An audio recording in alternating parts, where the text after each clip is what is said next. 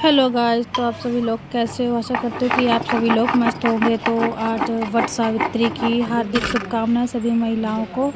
तो मैंने सबसे पहले स्नान ध्यान करने के बाद सबसे पहले चावल को पीसा, जिसको अइपन बोलते हैं।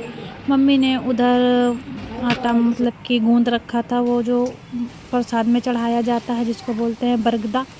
वो बरगदा मैंने गोल गोल बना के उनको रिफाइंड में भूजा, क्योंकि आज सोमवारी अमावस थी। भूनने के बाद फिर मम्मी ने सीख में 12-12 करके खोस दिए, क्योंकि अपने लिए भी खोसे मेरे लिए भी खोसे।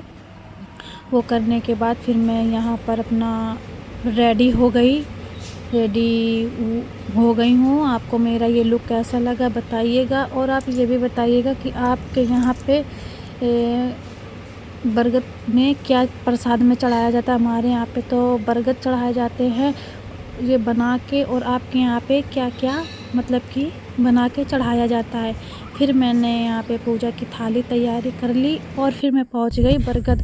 भाई ये हमारे जो बरगद महाराज है बहुत पूर्वजों से पूजे जा रहे हैं, बहुत दूर है, कम से कम 1-1.5 किलोमीटर है। तो फिर हम वहाँ पे गए, फिर वहाँ पे जाके उनको दर्शन किया, फिर उनके पैर छू के मैंने अइपन लगाया। वही जो चावल पीसा हुआ था वो 12 बार अइपन लगा के उसमें मैंने सिंदूर लगाया, उनकी पूजा की। पूजा करने सब तरीके से विधि विधान से मैंने और मम्मी ने पूजा की। फिर पूजा करने के बाद मैंने पैर छुए, और सभी महिलाएं अगल बगल पैकर्मा लगा रही थी, उनके फेरी लगा रही थी, क्योंकि मुझे फेरी लगानी नहीं थी, क्योंकि मेरी प्रेगनेंसी चल रही। सब लोगों ने मना किया था कि तुम फेरी मत लगाना, तो इसलिए मैंने नहीं लगाया।